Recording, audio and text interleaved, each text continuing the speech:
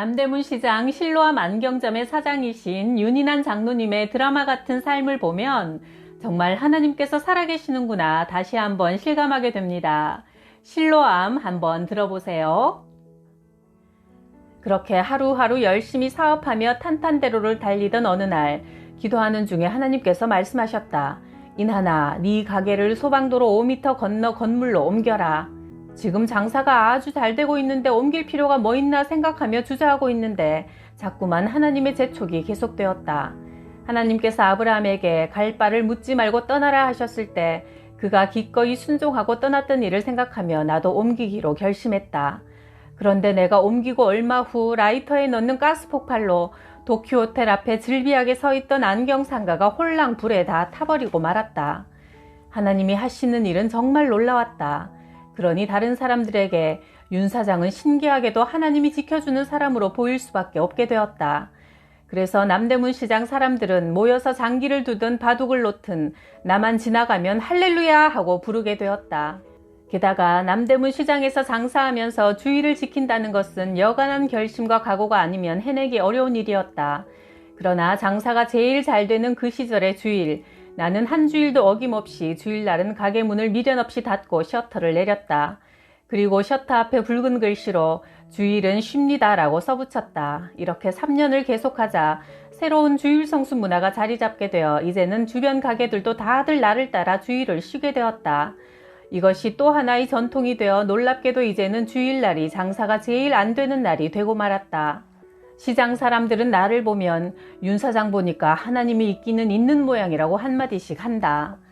하나님은 초등학교도 못 나온 내게 대한민국에서 가장 큰 안경점을 경영할 수 있도록 복을 주시더니 지금 우리 점포가 자리한 서울 남대문 시장 안에 있는 시가 100억 원이 넘는 건물도 2군데나 허락하셨다. 나는 그 은혜에 감사해 직업은 부업이 된 지 오래이고 복음 전하는 일이 본업이 되었다. 전국의 1,500여 교회와 기도원을 비롯해 미국, 호주, 영국, 필리핀, 캐나다 등 수십 개국에 나가 하나님께 받은 은혜를 전하고 인류의 마지막 대안이자 희망은 예수 그리스도뿐이라는 사실을 알리기 위해 30년이 넘도록 달려가고 있다. 1974년 2월 내 나이 28에 나는 드디어 오랜 점원 생활을 끝내고 남대문 시장의 실로암 안경점이라는 안경 도매상 간판을 걸었다. 꿈에도 그리던 내 소유의 점포문을 열게 된 것이다. 주님의 안경점이라는 마음으로 내건 간판이었다. 사업이 잘 되어 몇 년 후 이제 내 집도 마련했고 고급 승용차도 타고 다녔다. 제법 살만해졌다. 시골 마을에서 천덕꾸러기로 멸시천대를 한몸에 받고 자라온 터라 열등감의 보상 심리를 충족시키기 위해 골프도 즐기고 있었고 이따금씩 세상을 기웃거리며 제법 화려한 신분 상승의 격세지감을 온몸으로 느꼈다.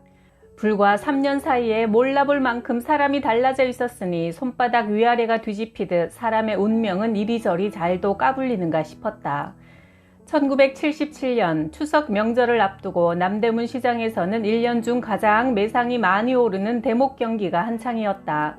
우리 같은 안경점뿐만 아니라 의류업계나 보석상, 아동복 가게 모든 점포마다 하나같이 대목 볼 기대에 한껏 부풀어 있을 즈음 남대문 시장에 큰 불이 났다. 온 세상을 떠들썩하게 한 엄청난 대형 화재 사건이었다. 지하에서 지상 4층까지 밀집해 있던 수백 개 점포가 모두 불타버린 화재였다. 활화산 같은 불길이 솟아올라 우리 집 전 재산이 진열되어 있는 안경 점포도 홀랑 타버리고 말았다. 추석 바로 이틀 전날 밤인 9월 17일에 불이 났는데 우리 모두 퇴근하고 나서 밤중에 일어난 일이라 나중에 전해 듣고는 넋이 나간 사람처럼 나는 모든 것이 절망적이 되었다. 사람들이 가장 좋아하는 구경거리가 불구경과 싸움 구경이라더니 하나님도 예외는 아니신가 따져 묻고 싶었다. 하나님 밤새도록 뒷짐지고 구경만 하셨습니까? 그토록 11조 생활 잘하고 주일 성수하며 믿음으로 살아온 내 가게에 왜 불이 납니까? 예수 믿지 않은 다른 집은 몰라도 우리 집은 하나님께서 지켜주셔야 하는 것 아닙니까? 그런데 이렇게 하룻밤새 폭삭 망하게 하시다니. 의문은 꼬리에 꼬리를 물었다. 불은 정말 무서운 것이었다. 점포만 태운 게 아니라 내 믿음도 홀랑 다 태워버렸다. 불이 나고 나서 모든 것을 정리하고 나니 70만 원이 남았다. 쌀 한 가마에 2, 3만 원 하던 시절이었으니 결코 적은 돈은 아니었지만 다시 장사를 시작하기에는 부족한 돈이었다. 불나고 폭삭 망한 후 남은 전 재산 70만 원. 이것을 하나님께 드리면 불난 책임을 모두 하나님께 전가할 수 있다는 생각이 불현듯 스치고 지나갔다. 화재의 책임이 누구에게 있는가? 당연히 하나님이 책임을 져야 한다는 속셈이었다. 그래서 그 돈을 헌금 봉투에 넣으려 하니 이제 다시 어느 안경점 점원으로 들어가 일을 하려면 첫 봉급 받을 때까지 한 달 동안 차비라도 있어야 할 것 같아 7만 원을 남기고자 했다. 그러고 나니 왠지 마음 한구석에 구차한 생각이 들면서 스타일 구기는 심정이 되고 말았다. 도마에 오른 생선이 비늘 몇 개 더 붙이나 떼나 그게 그거지 뭐가 달라진다고. 에라 모르겠다. 깔끔하게 전액을 드리고 말자. 그래야 우리 가게 불타도록 내버려 두신 하나님께 더 큰 소리치며 따질 수 있을 것 아닌가 생각하고 눈 딱 감고 큰맘 먹고 미련도 없이 후회도 없이 헌금함에 넣어버렸다. 나는 홧김에 남은 걸 몽땅 주 앞에 드리긴 했지만 아주 마음이 날듯이 기쁘고 즐거웠고 역시 잘했다는 기분에 황홀감마저 찾아들었다. 특히 그날 밤 나는 그동안 주님 뜻대로 살지 못하고 세상을 기웃거리며 거들먹거렸던 죄를 하나하나 회개하며 이전보다 더욱 주님을 사랑하며 살겠노라고 다짐하는 기도가 절로 나왔다. 그건 입에서 나온 기도가 아니라 마음에서 나오고 있었다. 기도는 그렇게 계속되어 밤새도록 주님 곁에서 찬송하며 감격하여 울고 또 울었다. 그날 밤 분명히 나는 주님 안에 있었고 주님은 틀림없이 내 안에 계셨다. 그러고 나니 하나님께서 너는 복이 될지라 창세기 12장 2절의 말씀을 음성으로 들려주셨다. 이제 하나님께서 어떻게 우리 가족을 책임지실 건가를 호기심 어린 눈으로 바라볼 수 있게 되어 나는 상당한 기대에 부풀었다. 그래, 하나님은 우리가 감당할 시험만 주신다고 하지 않았던가. 그러므로 우리 점포에 화재로 이런 엄청난 연단이 온 것은 무슨 섭리가 있으시겠지. 그리하여 나는 하나님 손만 놓치지 않고 꼭 붙잡고 있으면 만사는 하나님의 선하신 뜻 안에서 좋은 방향으로 전개되리라는 믿음을 갖게 되었다. 그래, 참고 견디자. 하나님의 뜻을 기다리자. 하나님의 하시는 일을 보자. 대형 화재 사건 이후 나라에서는 대통령이 뉴스를 통해 전국 보험회사들에게 특별 명령을 내렸다. 남대문 시장 화재 사건 피해자 가운데 보험에 가입한 상인들에게 각 보험회사는 우선적으로 보험금을 지급하고 화재 현장에 조속한 복구를 강구하라. 그리고 모든 보험회사마다 자사가 이번 화재 사건에 지급한 보험금 현황을 보고하라. 그러자 보험회사들은 앞다투어 보험금을 지급하는 일에 안간힘을 썼다. 마침 나와 거래하고 있던 안경공장 주인이 매월 일정액을 수금해 가는 가운데 내 명의로 화재보험에 가입해둔 것이 있었다. 당시는 보험 드는 상인들이 별로 없을 때라 나 역시 신경 쓰지 않았는데 그 사장이 보험회사 다니는 자신의 친척 근무 실적을 위해 해둔 일이었다. 화재로 정신을 잃고 경황 없이 당황한 상태에서 꿈에도 생각 못한 일이었으나 우리 가게는 화재보험에 가입해 있었던 것이다. 며칠 후 내게도 담당 보험회사로부터 연락이 왔다. 피해보상 담당 직원들이 현장에 나와 사진을 찍고 일체의 피해를 조사하고 돌아가더니 얼마 후 마침내 보험금이 지급되었다. 그때가 1977년 9월이었는데 지급받은 액수는 1,100만 원이었다. 지금의 억대에 달하는 거금이었다. 얼마나 좋던지 1,100만 원을 타오던 날 돈 뭉치를 거머쥐고 예배당으로 가서 하나님을 바라보는데 오늘처럼 하나님이 그토록 멋지게 생각될 때가 없었다. 아, 하나님, 사막에 길을 내시고 바위에서 물을 내시는 하나님은 정말 멋지십니다. 하나님이 벌을 주려 하시면 천만인이 나를 축복해도 그 복이 피해가지만 하나님이 복을 주려 하시면 천하 사람이 다 막아서도 막을 수 없는 일이라는 사실이 믿어졌다. 당시 동료 상인들은 대부분 화재보험이나 손해보험에 가입하기 쉽지 않은 처지라 장사에만 몰두한 터였고 지금같이 보험이 온 세상에 널리 퍼진 상태도 아닌 터라 보험 혜택을 본 사람은 극소수에 불과했다. 그러니 내가 받은 보험 혜택을 알고서 나중에 그들은 앞다투어 보험 설계사를 찾느라 야단이었다. 게다가 하나님께서 이전 거래처 공장 사장의 마음을 움직이셔서 불탄 제품들을 모두 신제품으로 무상으로 교환해 주었다. 나는 다시 점포문을 열고 장사를 시작했다. 최신 유행 모델로 진열장을 꽉꽉 채우니 점포문을 열자마자 마치 기다리기라도 했다는 듯 꼬리에 꼬리를 물고 고객들이 벌떼같이 몰려들었다.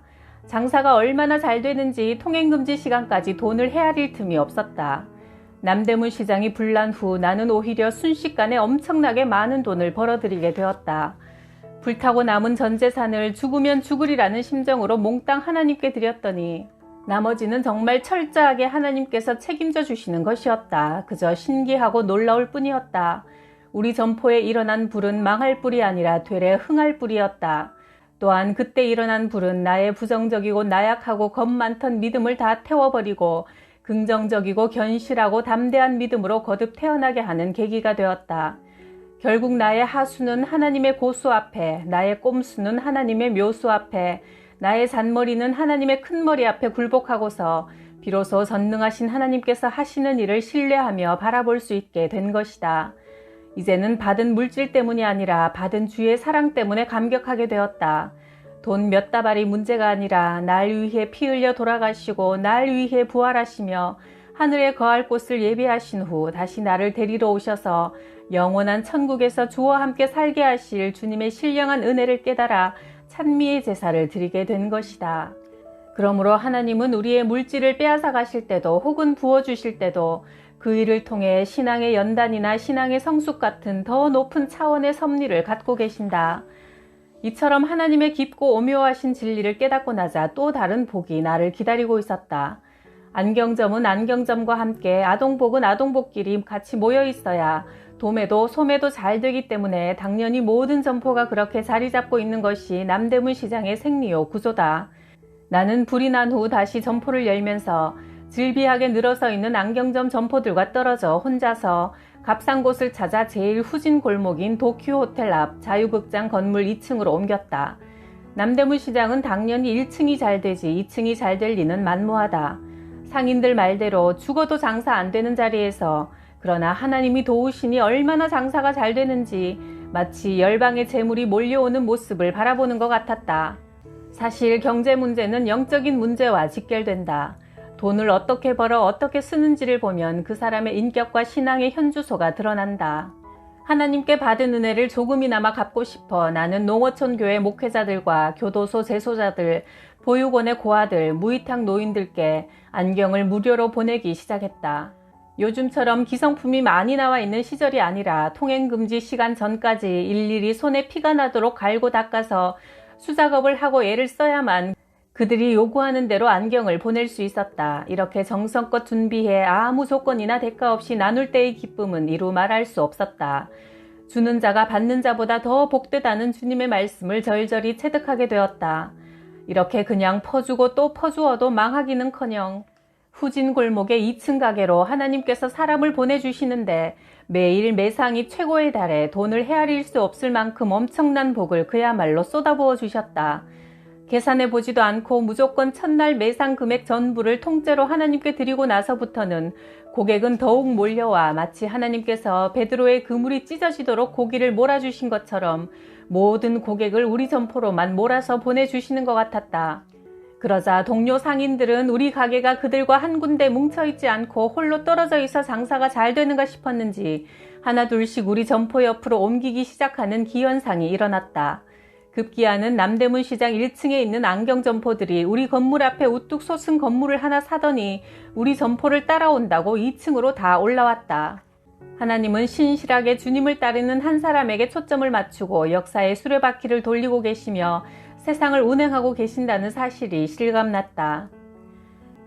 경북 영덕군 남정면 구계리에서 어부로 사는 김상태 장로에게도 이와 비슷한 기적이 일어났다. 2000년 12월 24일 성탄절 전날 새벽 엄청난 방어떼가 그의 고정된 그물에 걸려들었다. 그것도 양옆에 있는 다른 사람의 그물망을 피해 어장 중앙에 있는 김 장로의 그물에만 신기하게 몰려든 사건이었다.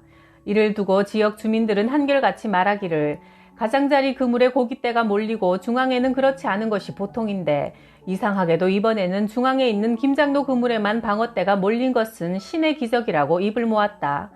24일에 건져 올린 고기를 수협 경매장에서 판매한 금액은 4억 원이나 되었다.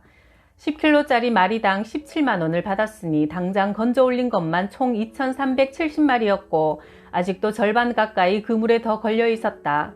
강구와 포항 수협 관계자는 물론 마을 노인들도 한 사람의 그물에서 방어가 무려 5,000마리가 넘도록 잡히는 것은 평생 처음 본다며 일제히 혀를 내둘렀다. 당시 김 장로는 자신이 다니고 있는 구계교회가 재정적으로 너무 어려워 성탄절을 이틀 앞두고 목사님과 이런 이야기를 나누었다. 목사님, 이번에 고기가 좀 많이 잡혀야 20년 동안 수리를 못한 성전도 새로 고칠 수 있을 텐데요. 김 장로님, 기도합시다. 이번에 하나님께서 고기를 때로 잡히게 해주실지도 모르지요. 기도하고 기다려 봅시다. 이와 같은 대화와 기도 후에 벌어진 일이라 신불신자를 막론하고 모두들 하나님께서 베풀어 주신 기적으로 받아들이고 있다는 것이다. 이는 마치 예수께서 베드로에게 배 오른편에 그물을 던지라 하여 그대로 순종한 후 그물에 큰 고기가 가득했다는 요한복음 21장 말씀을 연상케 하므로 현대판 베드로의 기적으로 불리며 여러 언론에 보도되기도 했다. 당시 구게리에는 800여 명 주민이 살고 있었지만 교회에 출석하는 사람은 50명에 불과했고 그 중에도 김상태 장로는 뱃사람들 모두 참여하는 용왕제나 구시나 제사 등 우상 숭배하는 일에는 단 한 차례도 참석하지 않고 지난 20년 동안 신앙의 순결을 지키며 주를 섬겨오다가 이런 엄청난 기적을 체험한 것이다. 게다가 방어 때의 기적을 체험한 지 불과 한 달 만인 1월 23일 또다시 대형 밍크 고래를 잡아올려 다시 한번 온 세상을 놀라게 했다. MBC, KBS, SBS 방송에 일제히 보도되었듯이 이번엔 길이가 5m 30cm나 되는 대형 밍크 고래가 또다시 김 장로의 그물에 잡힌 것이다. 동해안 어장에는 간혹 돌고래가 잡히긴 해도 대형 밍크 고래가 걸리는 것은 극히 이례적인 일이라 주변 사람들은 또 한 번 혀를 내두르며 벌린 입을 다물지 못했다. 5m 정도의 대형 고래라면 그물을 찢고 달아날 수도 있었는데 항구로 건져 올릴 때까지 얌전하게 그물 안에 그대로 있었던 것이 신기하기만 했다. 이 밍크 고래는 시가 5천만 원이 넘었다. 불과 한 달 사이에 2번이나 이런 엄청난 기적을 체험한 김 장로는 상식적으로 어장에서 도저히 일어날 수 없는 일이 2번씩이나 일어난 것은 모두 하나님께서 내려주신 선물임에 틀림없다고 하면서 지금까지 지내온 자신의 삶을 이렇게 간증했다. 첫째, 내가 불교 집안 보광사 주지승의 아들로 태어났지만 먼저 예수님을 구주로 영접하고 가족 모두를 주님께로 인도하여 부치는 집사로 보살이던 모치는 권사가 되었고 형제들도 주님 백성으로 삼았다.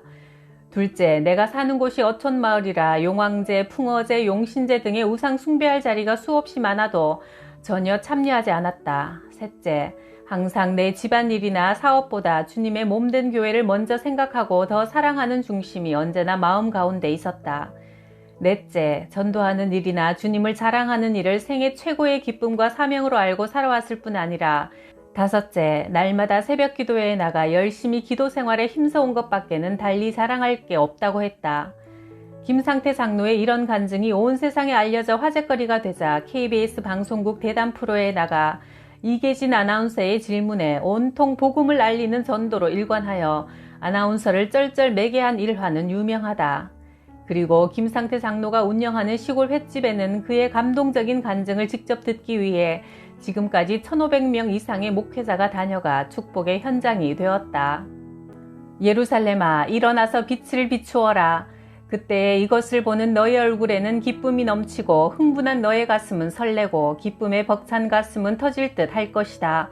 풍부한 재물이 뱃길로 너에게로 오며 이방 나라의 재산이 너에게로 들어올 것이다.